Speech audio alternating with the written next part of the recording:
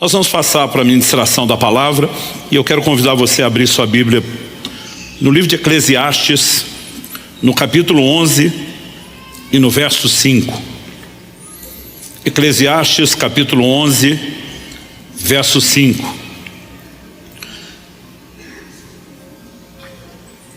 Eu quero compartilhar com vocês hoje um entendimento que tem sido uma chave importantíssima na minha vida. Na verdade, essa mensagem eu diria que está na lista dos clássicos, né? Daqueles princípios bem marcantes da nossa vida, que vem sendo dividido ao longo do ministério, e de tempos em tempos, eu não sei porque, talvez seja o volume de coisas, às vezes a gente leva muitos anos para retomar alguns assuntos, mas eu tenho certeza que Deus vai falar ao seu coração e que essa é a direção de Deus para nós hoje. Eclesiastes capítulo 11, verso 5, eu vou ler na Nova Almeida atualizada.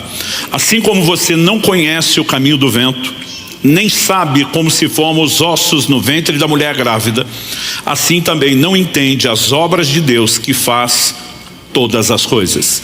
Será que você pode repetir esse texto comigo? Só para efeito didático e de memorização. Diga comigo: assim como você não conhece o caminho do vento, nem sabe como se formam os ossos no ventre da mulher grávida,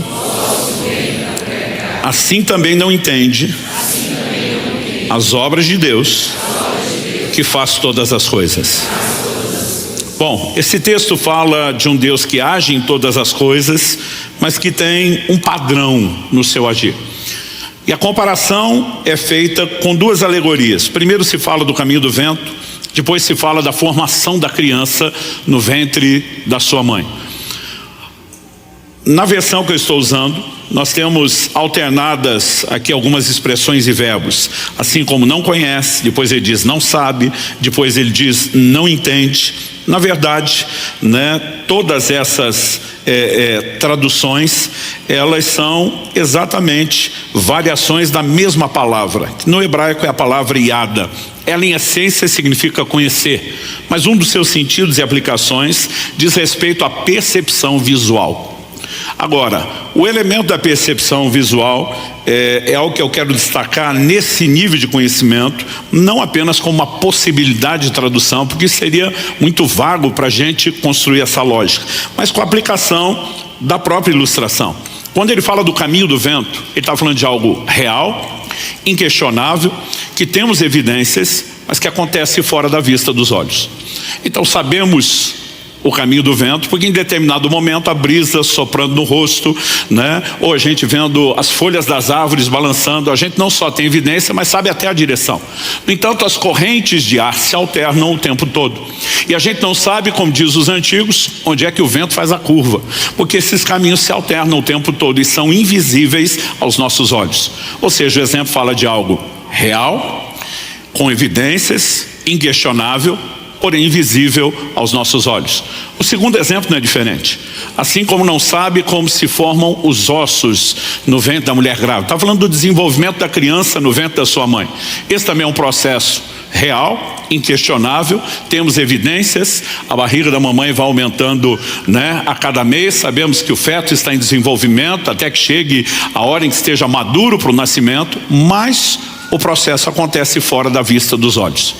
Agora, se o texto falasse de conhecimento meramente no sentido de informação, a gente diria que essa declaração nem atualizada está mais. Porque hoje nós temos os conhecimentos aí da biologia sobre como se dá a calcificação, a formação dos ossos, mas o processo está fora da vista dos olhos.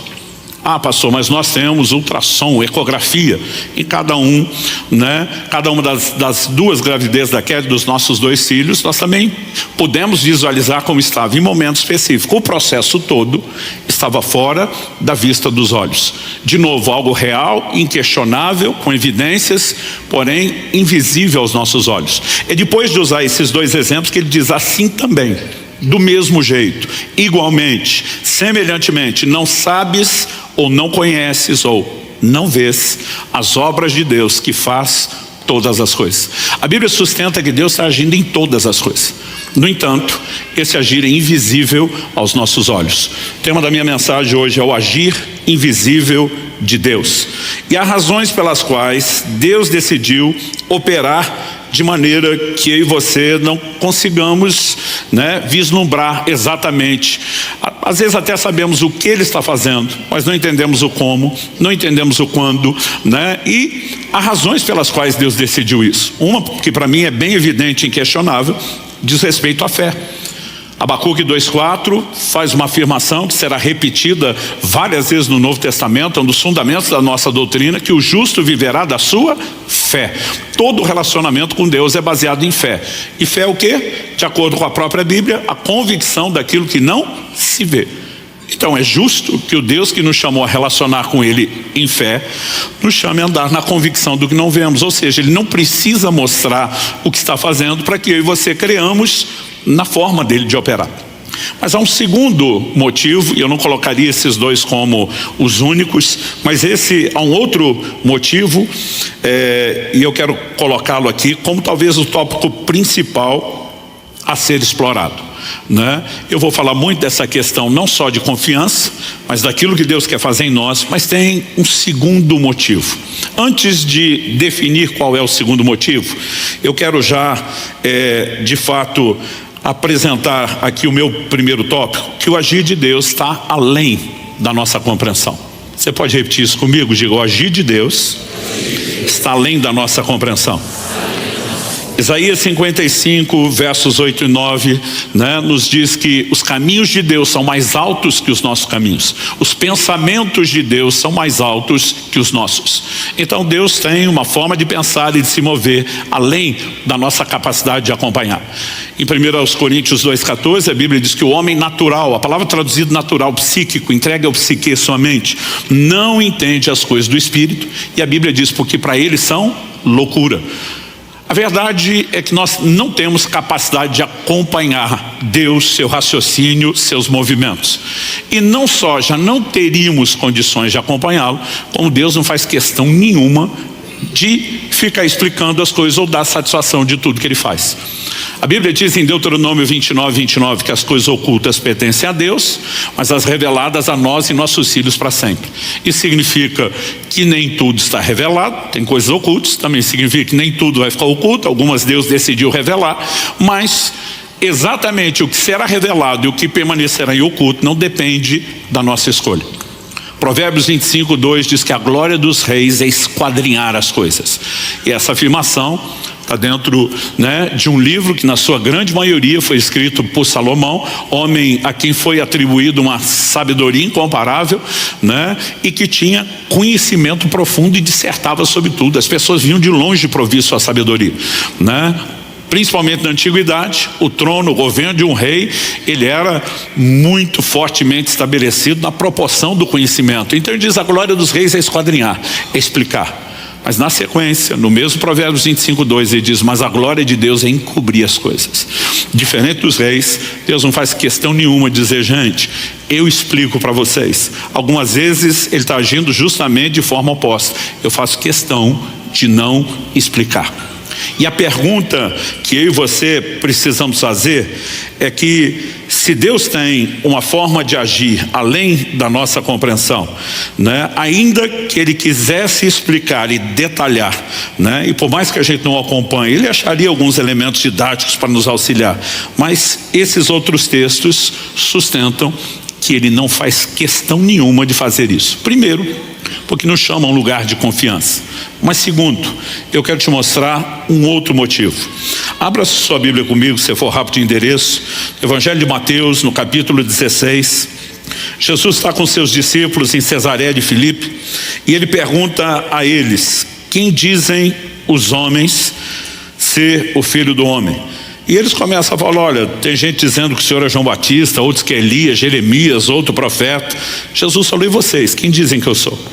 A Bíblia nos mostra que Pedro responde: tu és o Cristo, o Filho do Deus vivo. Quando Pedro responde isso, o que é que Jesus lhe diz? Verso 17 de Mateus 16. Bem-aventurado é você, Simão Bar-Jonas, porque não foi carne e sangue que revelaram isso a você, mas meu Pai que está nos céus. Basicamente, Pedro, você não tinha essa informação. Você foi influenciado por uma intervenção divina, revelação. Você recebeu uma informação do meu Pai. Isso te levou a uma percepção de algo que você não tem. Bem-aventurado é você. Palma para você, Pedro, porque ele deu aqui uma bola dentro. Mas não demora para ele dar uma bola fora. Se você olha o mesmo texto, né, quando chega no verso 21, a Bíblia diz, desde esse tempo, Jesus começou a mostrar aos seus discípulos que era necessário que ele fosse para Jerusalém, sofresse muitas coisas nas mãos dos anciãos, dos principais sacerdotes e dos escribas, fosse morto e no terceiro dia ressuscitasse. O verso 22 diz, então Pedro, chamando-o à parte, começou a repreendê-lo, dizendo que Deus não permita, Senhor, isso de modo nenhum irá acontecer. Outras traduções dizem, nunca, Senhor, isso nunca te acontecerá. Você consegue imaginar Jesus dando sermão em Pedro? Pedro dando sermão em Jesus, repreendendo Jesus? Eu fico imaginando a cena como se fosse hoje. Que isso, Jesus? Pensamento positivo? Levanta essa cabeça. Né? Para com isso. E eu fico imaginando a cara de Jesus com vontade de dizer, sabe de nada, inocente. Mas o que ele disse está no verso 23. Jesus, voltando-se, disse a Pedro, saia da minha frente, Satanás. Você é para mim uma pedra de tropeço, porque não leva em consideração as coisas de Deus, e sim as dos homens. Outras traduções dizem, não pensa nas coisas de Deus, mas nas dos homens. Outro dia alguém falou, pastor, Jesus chamou Pedro de Satanás? Não. Jesus reconhece que de novo Pedro se expôs a uma outra influência. Só que agora ele sintonizou em outra estação de rádio, né? É outro emissor. A primeira revelação vem de Deus. A segunda vem de uma outra influência. E ele está repreendendo a influência por trás de Pedro, que era maligna. Mas ao falar com a ação de Satanás por trás de Pedro, Jesus usa essa frase, você não pensa nas coisas de Deus e sim nas que são dos homens. E aqui que eu quero explorar o segundo motivo pelo qual o Deus que tem um agir além da nossa compreensão escolheu agir assim, porque não é apenas eu e você que temos dificuldade de acompanhar seus movimentos. A Bíblia está nos mostrando que a forma de pensar de Satanás é parecida com a nossa, não com a de Deus. A Bíblia nos apresenta a figura de Satanás como um anjo caído, e na condição de anjo ele é superior aos homens. A Bíblia diz que nós somos criados um pouco menor do que os anjos. Eles têm habilidades, capacidades, poderes, faculdades que nós não temos. E a gente pode dizer, né, que o processador, comparando, usando a linguagem de computador, vamos dizer assim, o processador da mente de Satanás é bem melhor do que o nosso. Mas o sistema operacional é igual. Então a velocidade de processar pode mudar, mas a forma de funcionar é parecida. Ou seja, se nós não acompanhamos os pensamentos de Deus, evidentemente que Satanás, ainda que tenha uma mente superior a nós, a Bíblia fala que a sua sabedoria se corrompeu, não que ele perdeu. Paulo diz, nós não ignoramos suas maquinações, outras traduções diz seus ardis, mas por melhor que seja sua mente e sabedoria, ele não consegue acompanhar os movimentos de Deus. E eu quero te mostrar que uma das razões pelas quais Deus decidiu agir de forma oculta, invisível aos nossos olhos, não é apenas porque eu e você, perdidos na história, temos que confiar, mas é porque Satanás também não consegue entender a forma de Deus agir, e Deus decidiu tirar proveito disso. Né? Olhando para as Escrituras, a gente consegue perceber isso com muita clareza. Por exemplo, carta de Paulo aos Efésios, capítulo 3, eu vou ler dos versos 8 a 11. Ele diz, a mim, o menor de todos os santos, me foi dada essa graça de pregar aos gentios o evangelho das insondáveis riquezas de Cristo e manifestar a todos qual é a dispensação do mistério, que durante tempos passados esteve oculto em Deus, que criou todas as coisas. E isso para que agora, pela igreja, a multiforme sabedoria de Deus se torne conhecida dos principados e das potestades nas regiões celestiais, segundo o eterno propósito que Deus estabeleceu em Cristo Jesus, nosso Senhor. Então Paulo está dizendo que ele recebeu a graça, o privilégio de pregar aos gentios o evangelho. Só que ele diz, manifestar a todos a dispensação de um mistério, de um segredo, que esteve oculto, escondido por muito tempo, só foi revelado nesse momento. Mas no 10 ele diz, Por que Deus decidiu revelar só agora? Quando você olha para o Velho Testamento, gente, ele está cheio de promessas da vinda de Jesus e do Evangelho, mas todas elas são codificadas. Por isso que a Bíblia diz que a lei não tem imagem exata das coisas, sim a sombra dos bens vindouros. Deus deixou todo mundo sem entender até a clareza das suas promessas até o tempo oportuno. Por quê? Um dos motivos está no indicativo de propósito do verso 10. Para que agora, pela igreja, a multiforme sabedoria de Deus, não só sabedoria, mas multiforme, uma sabedoria que tem muitas formas, se torne conhecida dos principados e potestades, uma linguagem que é usada para falar dos poderes das trevas nas regiões celestiais. Traduzindo, quando Deus levanta a igreja, ela é uma surpresa. Por que é uma surpresa? Quando você lê as páginas do Velho Testamento, toda a construção é feita em cima da promessa de um reino. Todo reino precisa de pelo menos 2 ingredientes indispensáveis: um rei e o povo sobre o qual ele irá reinar. Então Deus promete a vinda de um Messias, que seria o rei, mas isso era uma incógnita, estava oculto. Quem seria? Aos poucos Deus vai detalhando.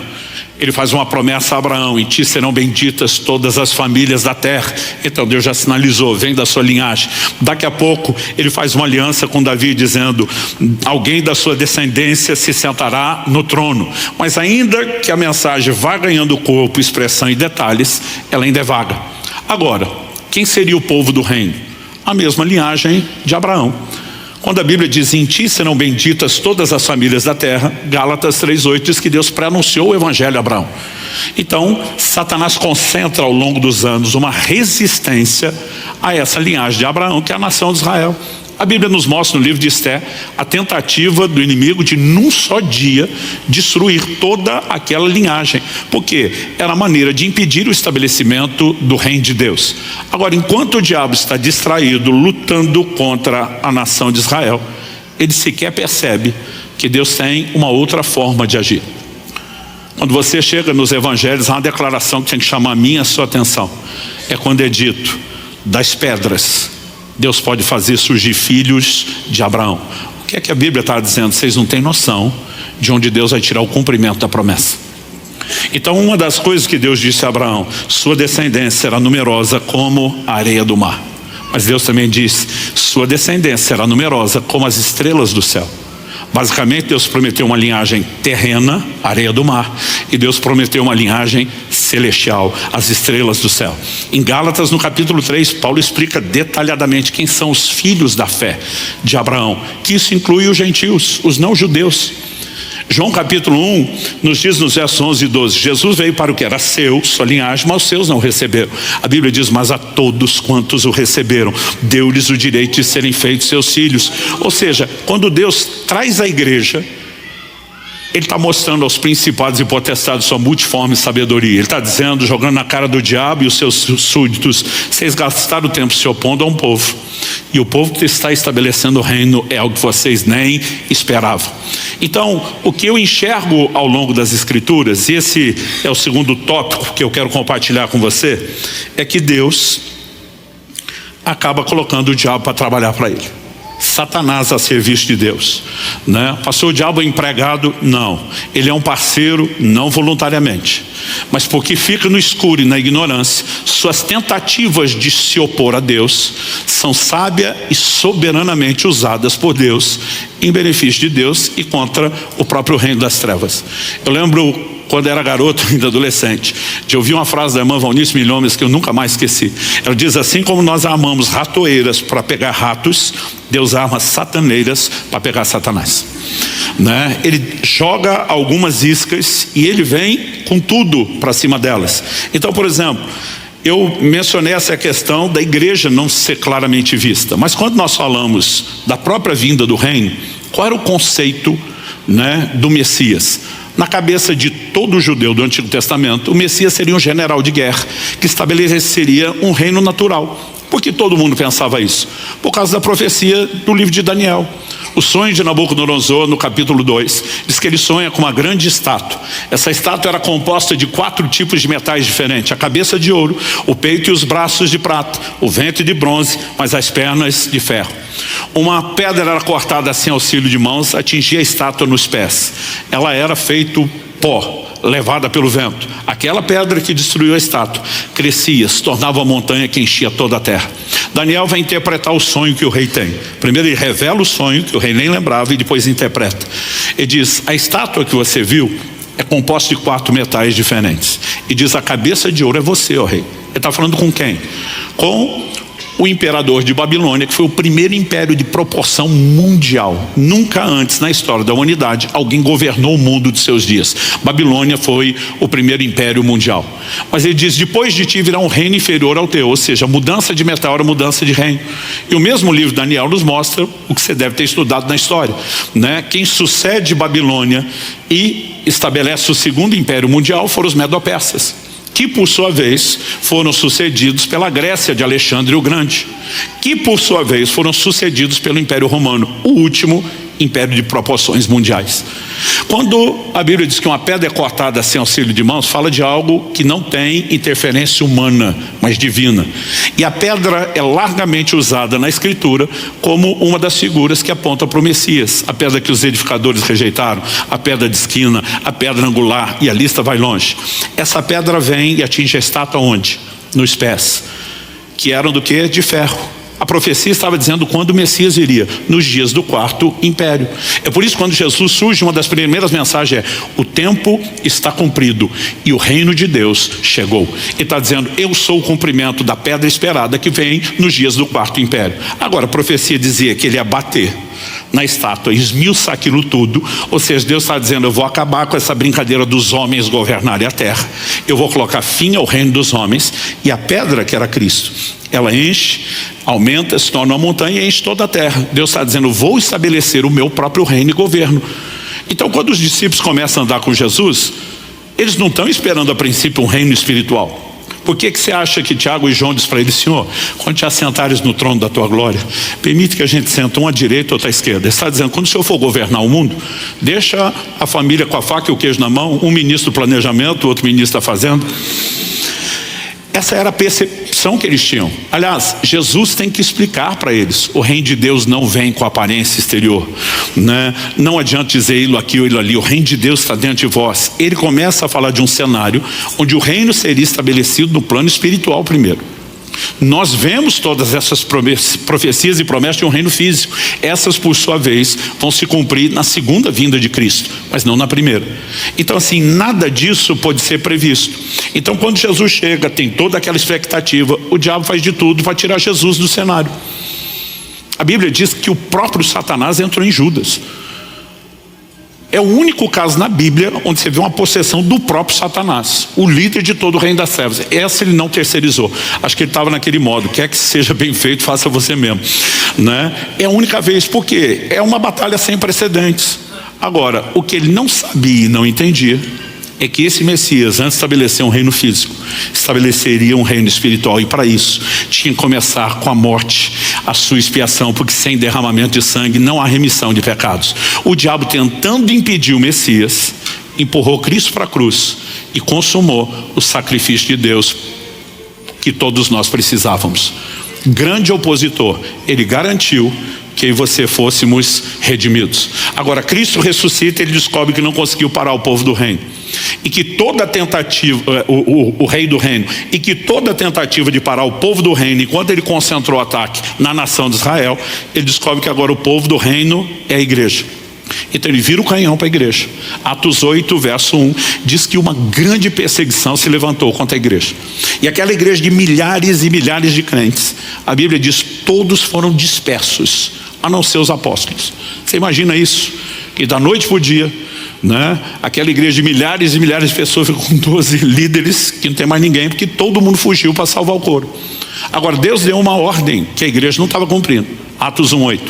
Recebereis poder ao descer sobre vós o Espírito Santo. Sereis minhas testemunhas. Onde? Judeia, Samaria, Jerusalém, Judeia, Samaria, até os confins da terra. Deus está falando de uma progressão geográfica. Para você entender, aqui a gente poderia dizer Curitiba, região metropolitana, Paraná e Brasil. Ele está ampliando. Só que esse povo prega o evangelho de Jerusalém. O povo da Judeia vem até eles, mas Samaria, os confins da terra, os anos se passam e nada. Só quando a perseguição veio, porque agora o diabo está tentando parar a igreja, A Bíblia diz que por onde fugiam, eles começaram a anunciar o Evangelho. Então agora o Evangelho vai entrar em Samaria, será espalhado, muito além. E o diabo, tentando parar a igreja, se tornou o primeiro agente missionário da história da igreja. Mais uma sataneira diante dele, Olhando para as escrituras, gente, nós precisamos de fato entender e compreender essa verdade. O diabo não está fora de controle. Os crentes às vezes estão dando poder demais. Não podemos, como Paulo diz, ignorar seus ardis, suas maquinações, não podemos deixar de vigiar, não podemos brincar, mas alguns estão dando mais força e poder do que ele de fato tem. Martinho Lutero, o grande reformador, dizia: o diabo é o diabo de Deus.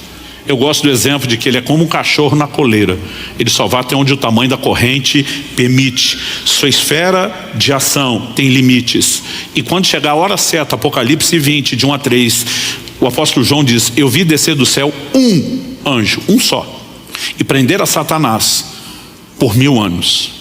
Na hora que chegar o momento de tirá-lo de circulação, não vai precisar necessariamente de Miguel e todos os exércitos celestiais. A Bíblia diz: um anjo será suficiente para tirá-lo de circulação. Só que a Bíblia diz: mas no final dos 1000 anos, importa que ele seja solto por um pouco de tempo.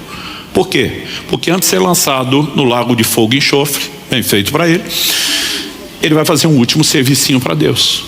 Nós precisamos entender que Deus, na sua grandeza e soberania, consegue extrair lucro disso. E é quando você entende esse desenho que talvez faça sentido algo que para mim foi muito difícil compreender. O que eu quero chamar de permissões divinas para ações satânicas. No livro de Jó, nós vemos um cenário onde claramente o diabo toca a vida de Jó, que era um homem de Deus e abençoado. Em Jó, no capítulo 3, no verso 25, ele diz: aquilo que eu temia me sobreveio, o que eu receava me aconteceu. Eu pegava essa fala de Jó e dizia: Jó é o responsável por tudo que lhe aconteceu, porque a partir do medo ele deu espaço para Satanás. O medo é inquestionavelmente uma fé ao contrário, é a convicção de que algo ruim vai acontecer. Mas eu gostaria de dizer que foi o diabo, que foi Jó que deu lugar ao diabo, porque a única outra opção não é agradável para nós. O diabo só pode tocar em alguém com permissão, ou da própria pessoa, ou de Deus. Um dia uma pessoa me aborda e diz: Luciano, você honestamente vai tentar sustentar essa versão, que foi o medo de Jó, única e exclusivamente? Olha o que Deus diz no capítulo 1, jogando na cara do diabo: viste meu servo Jó, não há ninguém justo, irrepreensível como ele na terra. Deus chamou o cara de irrepreensível, e você está tentando botar defeito nele. A verdade é que quando você elimina a possibilidade de Jó ter aberto a porta, só tem um. Quem foi? Deus. E o texto diz isso, quer você goste, quer não.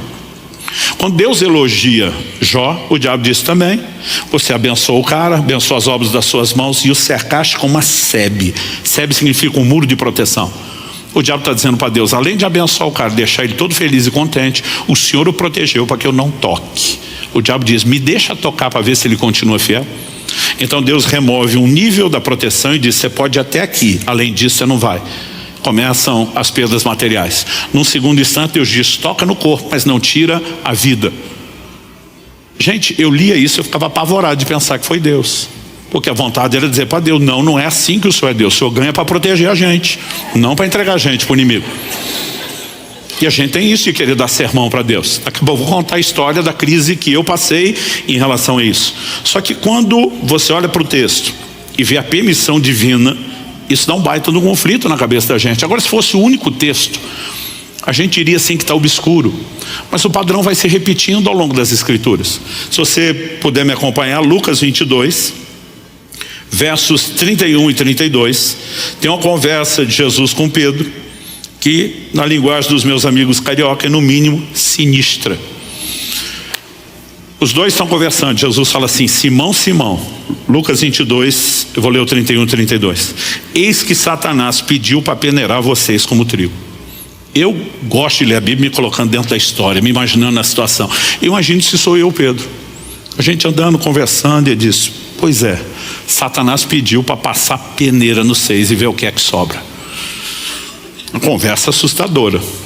Mas acho que eu diria: Jesus, O Senhor não ia permitir uma coisa dessa, né?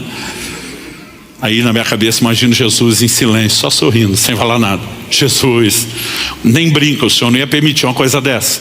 Imagino Jesus até olhando para cima, assobiando, sem falar nada. E insistindo, Jesus, o Senhor não ia permitir isso. Aí vem a resposta no 32. Eu, porém, orei por você. Quando você lê aqui, puxa, ele não vai deixar. Mas ele termina a frase, para que a sua fé não desfaleça. Traduzindo, permissão concedida, Pedro. A peneira vai comer solta. Mas isso não significa que eu estou abandonando você. Eu orei por você, para que durante o processo da peneira você não desfaleça. E quando você se converter, fortaleça os seus irmãos. Traduzindo, ele está dizendo, você vai sair dessa melhor do que entrou. Eu vou tirar lucro dessa situação, que o diabo que está tentando te destruir vai te aperfeiçoar por causa das coisas que você vai passar, e eu vou deixar acontecer. Apocalipse, capítulo 2, verso 10, carta à igreja de Esmirna, que a história confirma, passa por uma perseguição gigantesca. O Senhor diz, não tenha medo das coisas que você vai sofrer. Eis que o diabo está para lançar alguns de vocês na prisão, para que vocês sejam postos à prova e passem por uma tribulação de 10 dias.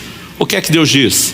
Repreende no meu nome, usa a autoridade do crente, vai à batalha espiritual, já que é o diabo. Ele diz, não, seja fiel até a morte, e eu lhe darei a coroa da vida. Ele está dizendo, só aguenta o tranco, não lute contra.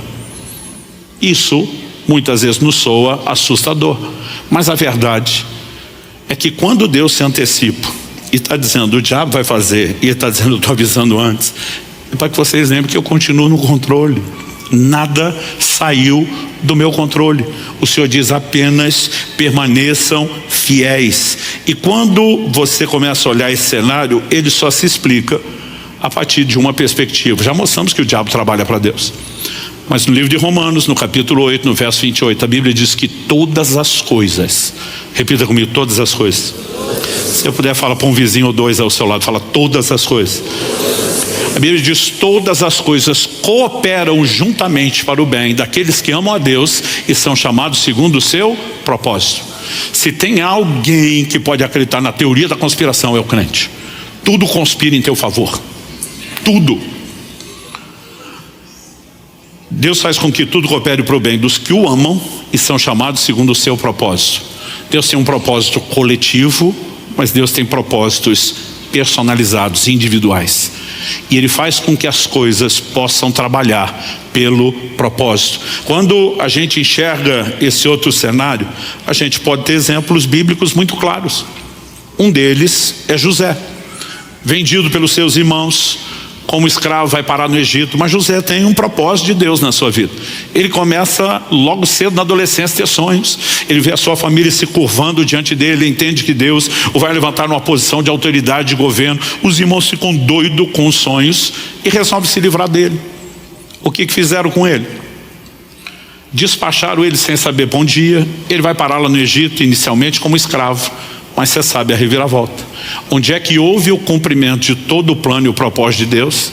Lá no Egito. Quem que botou ele na cara do gol? Os irmãos que tentaram fazer o mal contra ele. Mas eu e você não podemos negar a ação de Deus por trás disso. Em Gênesis 45, quando José reencontra os seus irmãos, se revela a ele no Egito, eu vou ler do verso 5 ao 8. Ele diz, agora pois não fiquem tristes nem irritados contra vocês mesmos por terem me vendido para cá, porque foi para a preservação da vida que Deus me enviou adiante de vocês. Quem que José disse que enviou? Deus. Versículo 6, porque já houve 2 anos de fome na terra, ainda restam 5 anos em que não haverá lavoura nem colheita. 7, Deus me enviou adiante de vocês, para que fosse conservado para vocês um remanescente na terra, e para que a vida de vocês fosse salva por meio de um grande livramento. Assim, verso 8, não foram vocês que me enviaram para cá, e sim Deus, que fez de mim como que um pai de Faraó, senhor de toda a sua casa, e como governador em toda a terra do Egito. Traduzindo, José está dizendo, o meu destino nunca esteve nas mãos de vocês. O Deus que tinha um propósito para a minha vida soube fazer uso disso. Quando você só lê ele dizendo Deus enviou, por 3 vezes, em 4 versículos, ele diz Deus enviou. Pode parecer, lendo esse verso sozinho, que não foi nem escolha dos seus irmãos, que Deus fez com que aquilo acontecesse. Mas o mesmo José, numa conversa com os meus irmãos, vai deixar claro que as coisas não podem ser lidas só nessa perspectiva. Quando Jesus, lá na tentação, disse também está escrito, ele nos mostra que o equilíbrio de interpretação se encontra pelo todo da Bíblia. Então olha uma outra declaração sobre o mesmo texto. Gênesis 50, 20. Vocês, na verdade, planejaram o mal contra mim, porém Deus o tornou em bem, para fazer, como estão vendo agora, que se conserve a vida de muita gente. Na primeira conversa, quando José se revela, ele vê que seus irmãos vão ficar apavorados com tudo que aconteceu, e ele é um instrumento de consolo. Agora, um tempo depois, as coisas estão até melhores, ele olha na cara deles e diz: foi maldade de vocês. Deus não é o causador, mas Deus transformou em bem.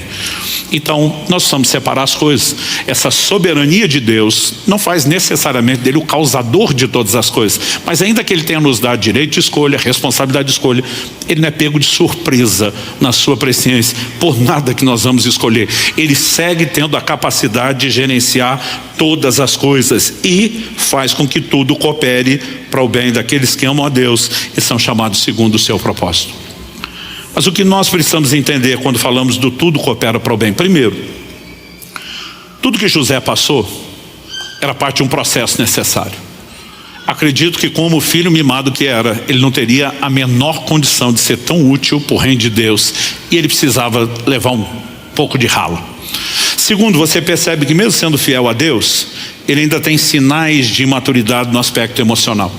Quando ele interpreta o sonho para o copeiro que está preso com ele e sabe que em 3 dias o copeiro será livre, tem acesso ao faraó, que é o líder da maior potência mundial dos seus dias, e diz: quando você sair daqui, lembra de eu, né? Lembra de mim diante de faraó, o cara que te ajudou, que te deu uma palavra de consolo. Não esquece de mim, é a única coisa que eu te peço. A Bíblia diz: 3 dias depois o copeiro, exaltado, restaurado do seu lugar, e não lembrou de José. Amnésia? Não, porque 2 anos depois ele lembra. Não era amnésia, era o dedo de Deus. Se o copeiro lembra de José, intercede o faraó e diz: o menino é inocente, é gente boa, todo mundo sabe, vai levantar a ficha dele, e o tira de lá, o que é que José seria? Ajudante de cozinha. Sairia da prisão, não entraria no lugar do propósito, não passaria pelos processos. Quando ele está falando dos irmãos, eu fui vendido injustamente, você ainda percebe que tem dor. Quando ele encontra os irmãos, ele está consolando os irmãos. E se ele não passa pelo tratamento de Deus, na hora de posição e autoridade, ele ia pisar em todo mundo, ele ia viver a versão do gospel vingativo, estilo: quem me viu passar na prova e não me ajudou. Então, eu e você precisamos entender que Deus usa processos, e a ideia dos processos não é nos destruir, é destruir aquilo que nos impede de viver plenamente o que ele tem. Você lembra dos amigos de Daniel que foram lançados na fornalha? Normalmente a gente diz: a Bíblia afirma que o fogo não queimou nada. Isso não é verdade. A Bíblia não queimou um fio de cabelo, não tinha cheiro de fumaça na roupa, mas a Bíblia fala de algo que o fogo queimou. Nabucodonosor olha, se não me engano, no verso 24 de Daniel 3, ou 23 ali, ele fala para aquela turma que está em volta, e eu brinco e ganha para concordar com o rei, diz: nós não lançamos 3 homens amarrados no fogo. A Bíblia enfatiza várias vezes que eles foram atados, amarrados. A turma diz: é verdade, rei. E diz: eu vejo 4, mas não é só a conta que não está batendo. E diz: eu vejo 4 homens soltos, passeando pelo fogo. A única coisa que o fogo teve o poder de queimar eram as amarras que os prendiam. Porque Deus não permite a fornalha para te destruir, mas para destruir aquilo que te impede. Por isso Jesus diz: Pedro, peneira permitida, mas quer saber de uma coisa? Você vai sair dessa melhor do que entrou, e quando você se converter, eu vou tirar bom uso disso. Então Deus tem esse nível pessoal? Tem. Mas ele também está lidando com Satanás, que ao não entender, acaba trabalhando e cooperando com aquilo que Deus faz. Mas no meio disso tudo, ao que eu e você precisamos entender sobre essa dinâmica. O que o diabo quer quando nos ataca? Eu lembro que no início do meu ministério eu pegava João 10:10, né? O ladrão vem para roubar, matar e destruir. Eu dizia: o diabo quer roubar a sua saúde, o diabo quer roubar a sua família, o diabo quer roubar o seu dinheiro. Hoje eu digo: não é isso que ele quer roubar. É evidente que o que ele quer roubar é a sua fé, o seu relacionamento com Deus. Mas como é que ele chega lá? Jesus diz: as minhas ovelhas ninguém pode arrebatar das minhas mãos. Pensa no lugar seguro, ao colo de Jesus. Não tem diabo, não tem demônio que possa te arrancar de lá. Esse é um bom momento para você dizer amém, glória a Deus, alguma coisa do gênero. Como Paulo diz em Romanos 8, 38 e 39, porque estou bem certo de que nem a morte, nem a vida, nem os anjos, nem principados, nem as coisas do presente, nem do porvir, nem altura, nem profundidade, nem qualquer outra criatura poderá nos separar do amor de Deus, está em Cristo Jesus. Ele diz, ninguém vai arrancar você da minha mão.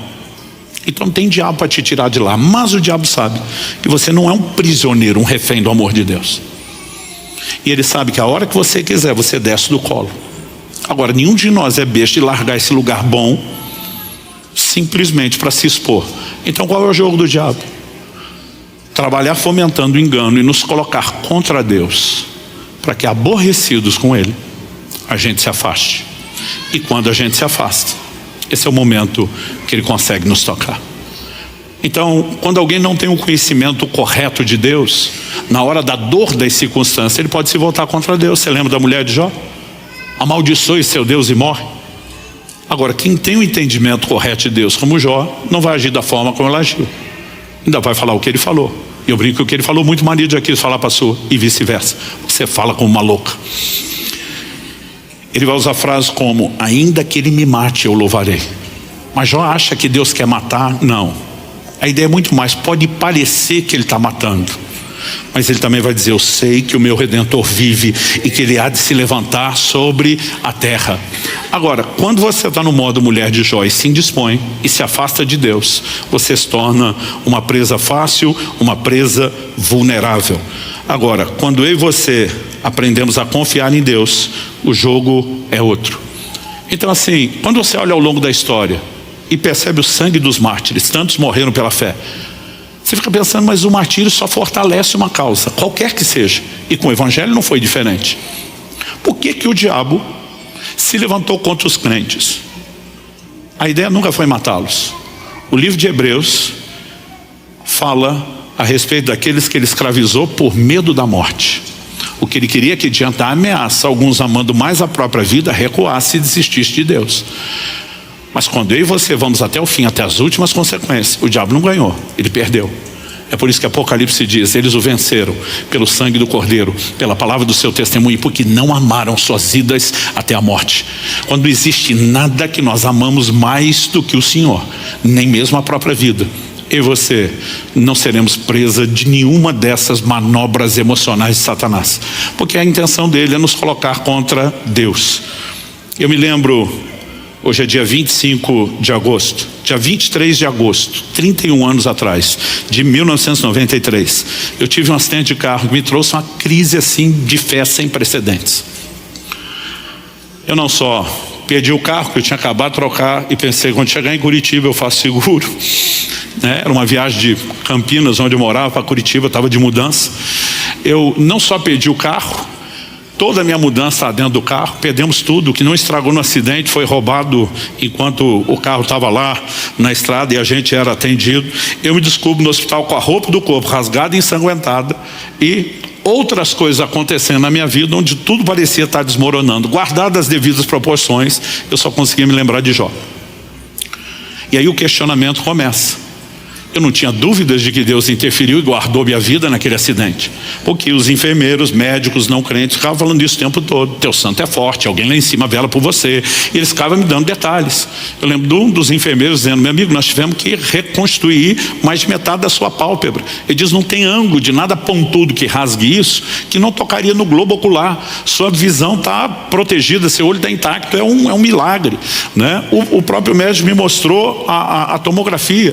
Ele diz, olha isso aqui, né? E ele falou, pela tomografia nós medimos a intensidade das pancadas. O carro caiu numa ribanceira, né? Mas eu de cinto, não fui projetado para frente nem para fora do carro, mas o movimento da lateral, né? Enquanto o carro pulava, eu desci batendo a cabeça na coluna do carro.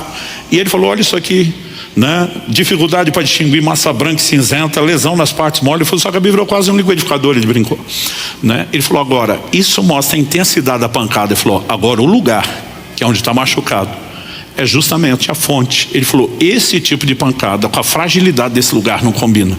Eles não me deixavam dormir por 2 dias, com medo de eu entrar em coma, né? Mas eles diziam, alguém guardou você. Enquanto todo mundo está falando de milagre, eu dentro de mim estou dizendo, Deus, milagre por milagre, já que o Senhor fazia um, porque não arrumou o carro na estrada. Deixou cair lá embaixo para dizer, ó, te guardei para você não morrer. Não era só arrumar o carrinho lá em cima e não precisava perder carro, ser roubado, passar por todo esse sofrimento. Ou será que só eu já tentei ensinar Deus como ser Deus? O questionamento, o pior não era só o questionamento de por que o Senhor deixou chegar lá para me guardar. Eu dizia, Deus, certeza que esse acidente é coisa do Satanás. Mas eu dizia para Deus, nós dois sabemos que o diabo só toca com permissão, ou nossa ou sua. Efésios 4:27 diz, não deis lugar ao diabo. Isso não significa que você acorda amanhã, tomar de insanidade, preenche um documento, vem por meio desse autorizar o miserável de Satanás fazer o devasso da minha vida. Mas quando você peca, quebra princípios, você está se expondo, está ficando vulnerável. Eu dizia para Deus, ele só toca de duas formas, ou a permissão é nossa, ou é sua. Eu dizia para Deus, nós dois sabemos que não fui eu que dei a permissão. Eu dizia para Deus, eu recorro ao Supremo Tribunal Celestial, apelo em última instância, o Senhor sabe que não foi eu. Então minha pergunta para Deus é, por que o Senhor faria isso? O Senhor é Deus. Cadê o seu amor, o seu cuidado? Estou te servindo, estou dando minha vida para pregar o Evangelho, para viver para o Senhor. Renunciei tudo. E assim que o Senhor recompensa? A pior parte, silêncio. Pensa em algo difícil para mim, é o silêncio. Em novembro agora, Kelly e eu vamos completar 29 anos casados. Desde que eu casei, eu falo para ela, se você me ama, discute comigo. Então às vezes eu dizia, amor, eu acho melhor fazer isso, tá bom. Eu dizia, tá bom nada, defende seu ponto de vista. Vamos, ventilar esse negócio até ter certeza. Não é o jeito que eu quero, nós temos que esgotar tudo. O silêncio para mim é terrível. Eu dizia para Deus, fala alguma coisa. Nada, silêncio.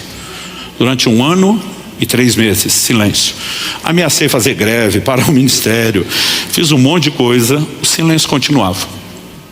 Até o dia em que eu fui ordenado ao ministério pastoral, novembro de 94. Uma das coisas que esse acidente fez, foi que ele me fez sair da agenda de um ministro itinerante e aceitar o convite para pastorear uma igreja recém-formada e que tinha ficado sem pastor lá em Guarapuava. Depois de quase 1 ano, à frente da igreja, sendo observado, provado, experimentado, os pastores com quem andávamos juntos foram, nos estabelecer momento de imposição de mãos, de reconhecimento ministerial como temos. Quem eram os 3?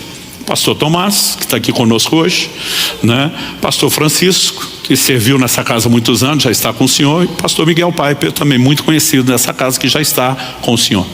Os 3 impuseram as mãos, começaram a dar palavras proféticas, foi um negócio para mim muito marcante. Mas o Francisco deu uma palavra que virou minha vida ao avesso. Ele falou coisas assim do coração, como diz o bom pentecostal, o oculto e o escondido, mas puxou coisas assim que eu não tinha falado para ninguém. Eu fiquei muito impressionado. E depois fui perguntar para o Francisco, falei, cara, que palavra profética foi aquela? Ele falou, eu não estava profetizando, aquele jeito dele. Aí eu falei, como não estava profetizando? Se aquilo não é Deus falando, é o quê? Ele falou, não disse que não era Deus falando. Eu falei que não era profecia. Eu falei, o que aconteceu? Fala logo. Ele falou, a hora que eu botei as mãos sobre você para orar com você, eu tive uma visão de um anjo de Deus. Falei, um anjo? Você viu uma coisa esfumaciada? Ele falou, vi como você está me vendo, ouvi ele como você está me ouvindo, como em qualquer relato bíblico. Foi ele que me contou aquilo tudo.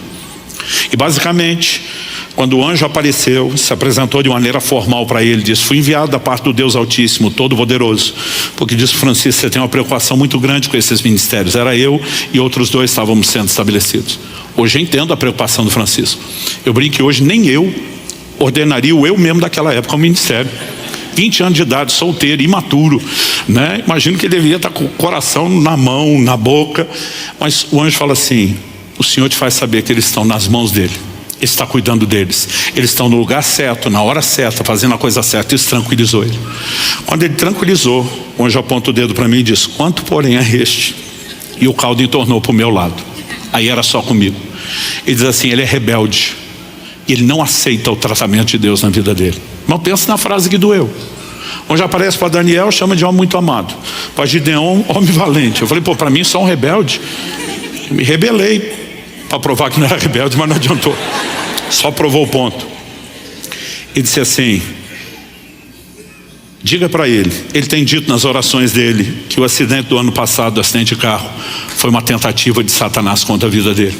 Diga para ele que ele está certo a respeito disso. Mas diga, porém, por que Deus o permitiu. 31 anos se passaram. E ainda tenho vergonha de falar disso. O anjo diz: o diabo queria pará-lo, porque o via como uma ameaça. Mas Deus precisava pará-lo para não perdê-lo. O ministério dele estava crescendo mais rápido. Eu falei um pouco disso quando preguei sobre maturidade há pouco tempo aqui. O ministério dele estava crescendo mais rápido do que a capacidade dele de se deixar ser tratado e trabalhado por Deus. Era só uma questão de tempo. Ele iria sucumbir debaixo do sucesso do próprio ministério. Ele não tinha estrutura para o lugar onde estava entrando. E eu passei 1 ano e 3 meses acusando Deus de falta de amor, de injustiça, de ter virado as costas, de não estar se preocupando, quando ele estava fazendo justamente o contrário. O anjo disse: nos próximos anos Deus vai tratar profundamente com ele nessa cidade. E mesmo que ele volte depois viajar lentamente, ainda vai levar um bom tempo antes que ele seja liberado para voltar a correr o Brasil e as nações, porque precisa do trato de Deus. Essa brincadeira levou 25 anos. Foi somente em dezembro de 2018, quando a gente entendeu claramente, finalizar o processo de transição com o Marciano, que Deus está dizendo: agora eu estou te colocando lá onde nós começamos. Mas sabe, foi o zelo, o cuidado, o amor de Deus. Mas depois de ter contado essa história, o Senhor me disse: eu te revelei um momento específico o que aconteceu. Isso não significa que nas outras circunstâncias da sua vida eu vou te dar satisfação ou te explicar nada. O Senhor disse: eu te dei entendimento disso porque eu quero que você pregue, ensine sobre isso. Chame o meu povo a confiar em mim, mesmo quando eles não entendem as circunstâncias. Mas ele disse: nem você vai seguir tendo explicações para tudo que você vai ter que lidar ou enfrentar. Agora, algo que eu tenho aprendido ao longo dos anos, eu posso dizer de boca cheia, é uma declaração também de Lutero: não sei por quais caminhos Deus me conduz, mas conheço bem meu guia. E você não precisa conhecer o caminho. A gente só precisa conhecer e confiar no guia. Estar familiarizado e descansando nele. Quem está entendendo, diga amém. Eu queria que você ficasse em pé para parecer que está acabando.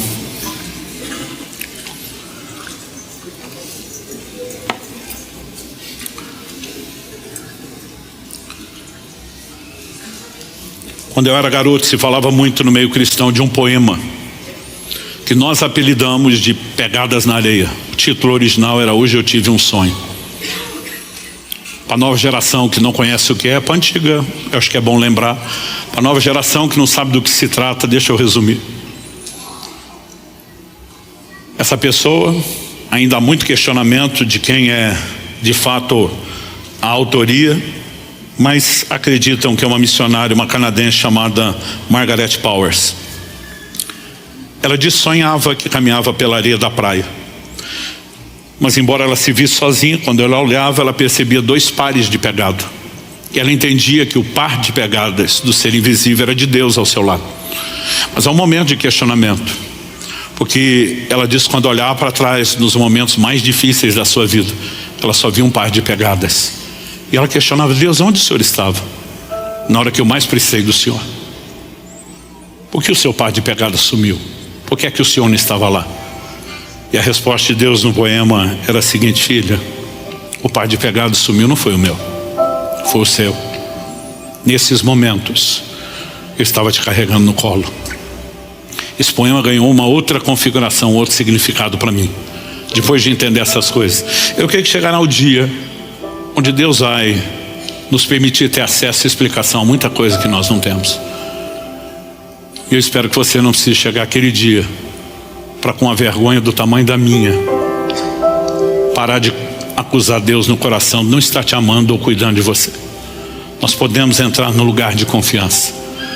Deus decidiu agir dessa forma, e Ele fez questão de avisar: assim como não sabes o caminho do vento, nem como se fomos ossos no ventre da mulher grávida, assim também não sabes as obras de Deus, que faz todas as coisas. Deus está dizendo: você não está vendo, não é porque eu não estou agindo, é porque o meu agir é invisível aos seus olhos. Às vezes Ele pode falar o que está fazendo ou o que vai fazer. Nós ainda temos dificuldade para entender o como e o quando, e nós vamos ter que andar nesse lugar de confiança.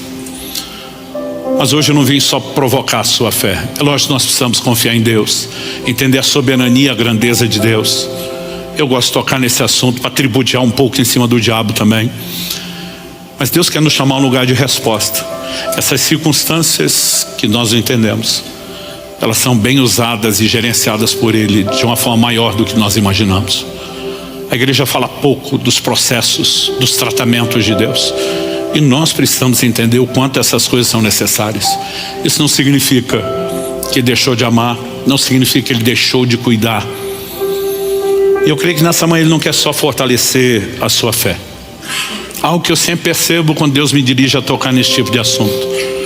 Em primeiro lugar, eu sempre vejo uma unção diferente que envolve o ambiente e as pessoas. Mas eu fico me lembrando de 2 Coríntios 1:4, quando Paulo diz: com a mesma consolação com que nós somos consolados, nós consolamos os outros. E de alguma forma parece que aquilo que Deus fez transborda. É como se Deus, em momentos como esse, também ligasse um lugar de percepção e discernimento em mim. E às vezes é difícil para mim gerenciar isso enquanto eu falo, porque é como se um radar no meu espírito fosse ligado. E eu consigo perceber a dor de muita gente. Gente em questionamento. Gente que o diabo está tentando explorar, que questione o amor de Deus e saia do colo de Deus. Eu quero lhe implorar, não deixe esse lugar. Permaneça nesse colo, nesse lugar seguro, entendendo ou não entendendo. Porque o que o diabo quer é que você duvide de Deus, é que você se volte contra Ele, é que você se entristeça contra Ele. Mas o que Deus espera é que você confie. O caráter dele está acima de qualquer suspeita. Ele é fiel, jamais será infiel. Ele é justo, jamais será injusto. Ele segue sendo o mesmo. E nós podemos e devemos entrar nesse lugar de descanso. A Bíblia diz: nós os que cremos entramos no descanso. Existe algo pesado, dolorido dentro de muitos de nós. Precisa ir quando nós cedemos a esse lugar de descanso. E eu creio que nessa manhã Deus quer trazer esse toque. Ele quer que você entenda que a única razão dele estar permitindo esse fogo é para queimar as amarras que te prende, não é para destruir você. É para poder dizer, quando você sair dessa, melhor do que entrou, porque eu não te abandonei, estou intercedendo por você. Gente, eu amo quando descubro que tem gente orando por mim. Eu ouço isso o tempo todo. Naquela ocasião do acidente, nós não tínhamos internet, essas informações. Eu recebi tanto telefonema, aconteceu algo na tarde do dia tal. Eu perguntava por quê. As pessoas diziam: Deus me fez parar tudo para orar por você, a sua vida. Era tarde do acidente. Eu me lembro de uma ocasião que eu estava no Mato Grosso, acho que no Mato Grosso do Sul. Entro num voo às 3 da manhã, algumas dessas aviações não tem mais hoje, Varig ou VASP, alguma dessas. Eu entro no voo e eu começo a ter uma inquietação que eu nunca tive. É uma impressão dentro de mim, aquela aeronave vai ter um problema sério.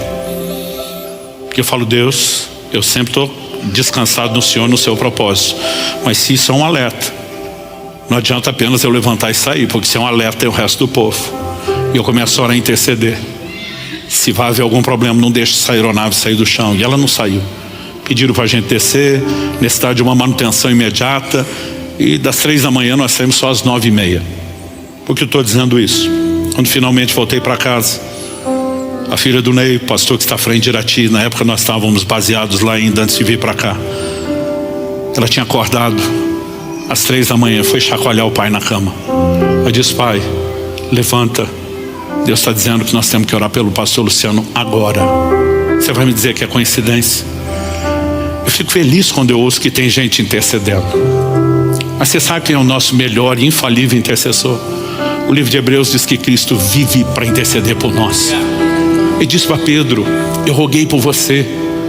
E nesse exato momento, agora, enquanto falamos, está diante do trono, clamando para que você não desanime, para que você não sucumba à pressão, para que você seja fortalecido, para que você continue.